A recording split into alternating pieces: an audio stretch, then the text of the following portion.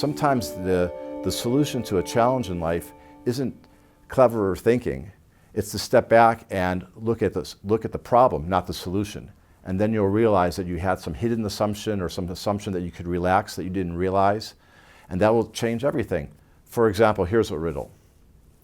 Marjorie and Margie were born of the same mother and father on the same day of the same month at the same hour, and yet they are not twins. How is that possible? So these two girls were born at the same time with the same parents, but they're not twins.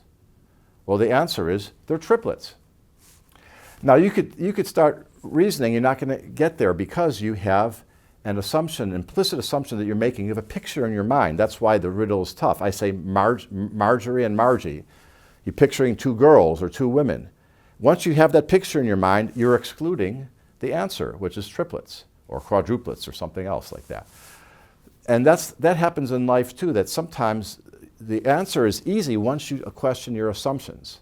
And that's a key to elastic thinking. The human brain is an idea machine. On the unconscious level, a level that you're not even aware of, your brain is constantly making associations and coming up with ideas. Now, if all these ideas just popped into your consciousness, you'd be overwhelmed. You would drown in them. You wouldn't be able to function, as some people with certain mental disorders experience. If you're schizophrenic, for instance, you might be swamped with so many sensations and ideas that you can't even connect with reality. Most of us do better than that because we have these things called cognitive filters in our brain that kill the ideas that are less conventional or less likely to be true, less connected to reality. And they allow the more ordinary ideas to come through on the theory in your brain that those are the ones most likely to work. And in most circumstances, they are the ones that work. But sometimes they're not, and you need a different idea. When you're looking to think differently, you have to learn how to relax those cognitive filters.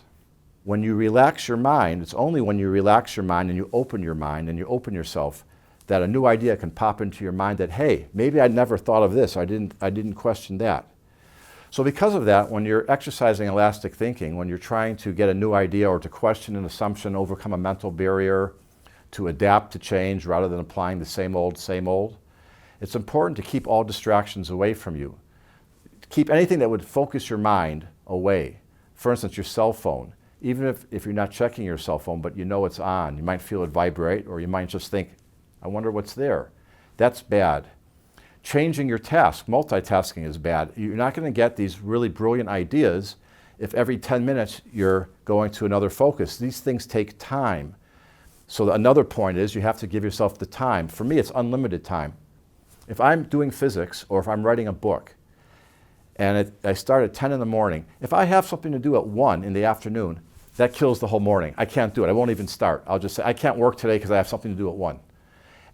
Now that seems a little bit extreme, but there's a reason for that. I'm not as imaginative, I'm not as exploratory with my ideas if I know I have a deadline, because I have the pressure that I have to solve this physics problem or write this chapter or these pages and be done by 1. I know that at 1 o'clock I'm going to have to leave, and I'm going to not like it if I didn't get anywhere.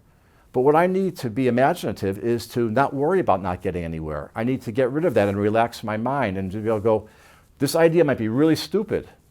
This approach might not work, but I'm going to try it anyway. And if it doesn't work, guess what? I'm going to just keep going with another one. I can't do that if I have to quit at 1, and I can't do that if I'm multitasking. So that's really important in approaching things from a new point of view, is to have this relaxed approach. Another important factor in encouraging elastic thinking is to get rid of that damn fear of failure. Most people don't like to be wrong. You probably tend to forget the times you were wrong or not even admit it. You don't like to fail. And you certainly don't want to have someone who's your boss or your partner look at you and criticize you or judge you or think badly of you for failing. Well, let me tell you, the first thing a theoretical physicist does is get used to failing. Get used to being wrong. When you're having a discussion with someone about some deep problem, you can't inhibit yourself by worrying if your idea that you spurt out is good or bad or stupid. You just say it, or if you have a question, you have to ask it whether it's a stupid question or not. And you soon realize that these things don't make you look stupid, they make you look smart, self-assured, confident, because only a confident person can be wrong and not care about it, right? But what they do even better than that is they allow new ideas to come to you, because the more you focus on not wanting to fail, the more the filters that exist in your head that are keeping the good ideas from coming out will focus, will beat down those those unusual ideas.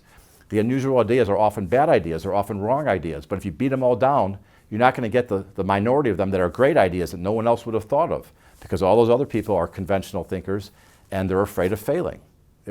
Scientists have found through experiments with people solving problems that people in a very enclosed space that's brightly lit tend to have more focus and, flip side, stronger cognitive filters. So they don't have these more unusual ideas, but they focus very much more on their logical thinking.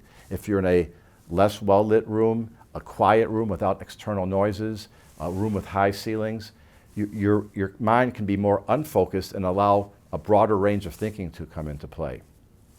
Another way, which I'm not saying I recommend, is through drugs and alcohol, which artists and musicians and people of various creative pursuits have talked about for all the way back, at least to the Greeks.